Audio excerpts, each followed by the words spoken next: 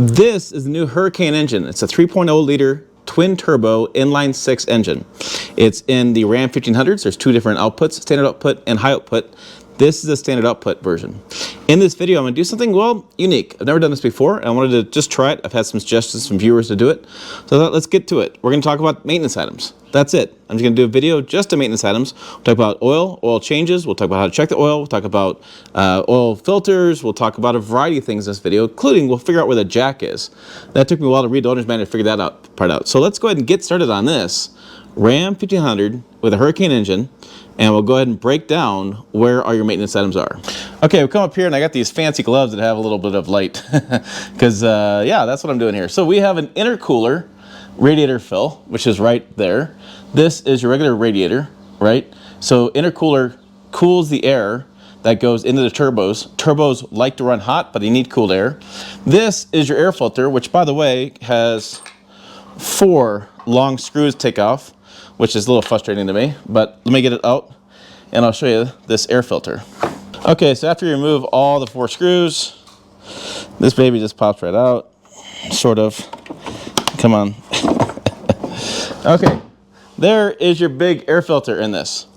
It says in the manual, check every 12,000 miles, especially if you're doing a lot of off-road driving and things.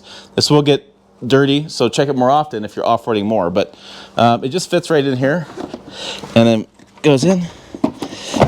And then I got to put the 4 screws back. I was hoping for the clasps. Clasps are nice. Okay, that is your engine fill right up there. It's OW20, and we'll get to some information on this. If you watch my other videos, you know this does not come with an oil dipstick. No, we'll check it inside the cabin, and I'll show you how to do that in this video as well. What's interesting is in the owner's manual, it says change oil every 6,000 miles. The truck has an engine oil life indicator, which is a mathematical equation figuring out what kind of towing you've done, what kind of off-roading you've done, how good the oil should be. So it is interesting, and there's often a lot of times conflicting information in the owner's manual as there are in the truck, because different people write different things. Different people do an owner's manual, other people do the stuff engineering. It doesn't always work out to be apples to apples as far as all the details being correct. That's a better way to say it, not apples to apples. All details being correct. Sometimes there's some weird things happen in the owner's manual. This is your brake fluid reservoir. We have the battery here. We also have the easy way to jump it. There's your positive there, okay? We have the, I don't know if I can get this open. We'll take a look at the fuses. Let me just take a look here a second. Aha, fuse box got 3 clamps on it. You can see 1, 2, 3, and there's your fuse box. Boy, things have changed a lot over the years. Some interesting fuses. And there is your windshield wiper fluid as well. I'm used to old 60s models where you had a big fuse. These are like tiny compared to those 60s models trucks. Let's crawl underneath here and we'll look for the oil filter. Okay, come slide back with me. There's your belts. There's the bottom of the radiator, plus you have your active grill shutters in there as well. A lot of times, on the Silverado I had this one opened as well, but there's that. I'll use my little lights on my hand. There's your belts there, some hoses, some stuff there, some more hoses. All right, we'll go back a little bit more. Aha, there is the oil filter right there. You can see it. You can get to it pretty decent. Probably jack the truck up a little bit, but you can get to that in from the side. The side's probably the best. There's an easy way to get from the side, but there's how you get to the oil filter back there.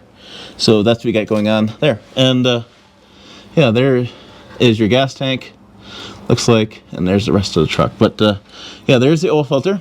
Okay, let's go look for more stuff. Okay, let's look for the jack, and then we'll talk about how to check the oil inside the cabin. This is interesting. It took me a little bit to figure this out in the owner's manual, but it's kind of handy, actually. So let's check it out. I'm in the passenger side, the front seats. Okay, and it's right behind this. What happens is this pulls forward and goes out of the way. Okay, so you take that out of the way, and then it's right down here. You just unscrew it like so.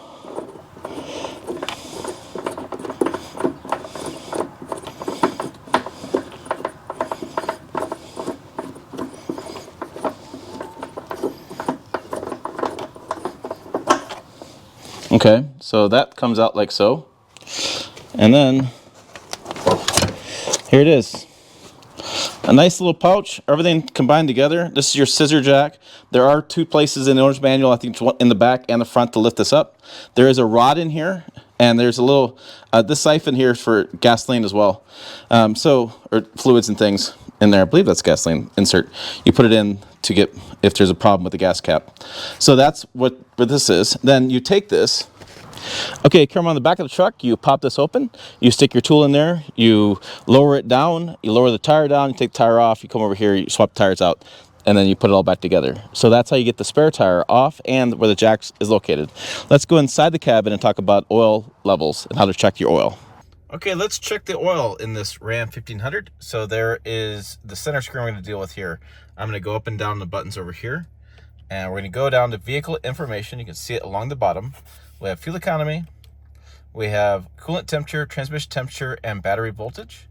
We're gonna have oil life, which is interesting because we have 3,467 miles. We use 50% of our oil life. So maybe 6,000 miles, maybe more. Just kind of depends what you're doing, what you're driving with, off-roading, if you're towing, that kind of stuff will affect oil life. Oil temperature and oil pressure right there. And then here is our oil level. So you can see each of the bars is like a quart. It'll tell you if you need to add more, if tell you if it's added too much. And then you can actually do a manual recycle of that as well.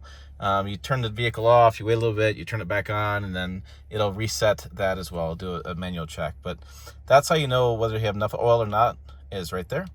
And then we have tire pressures, start, stop, and some of the arrow buttons in there. But yeah, so it's gonna be right there. That's how you check your oil in the 2025 Ram 1500.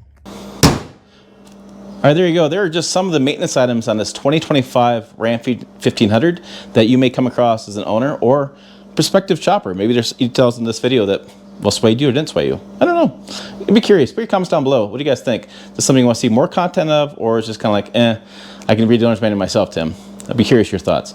Make sure to check other videos up over here. Website down below, pickuptrucktalk.com. As always, thanks for watching. I will see you down the road.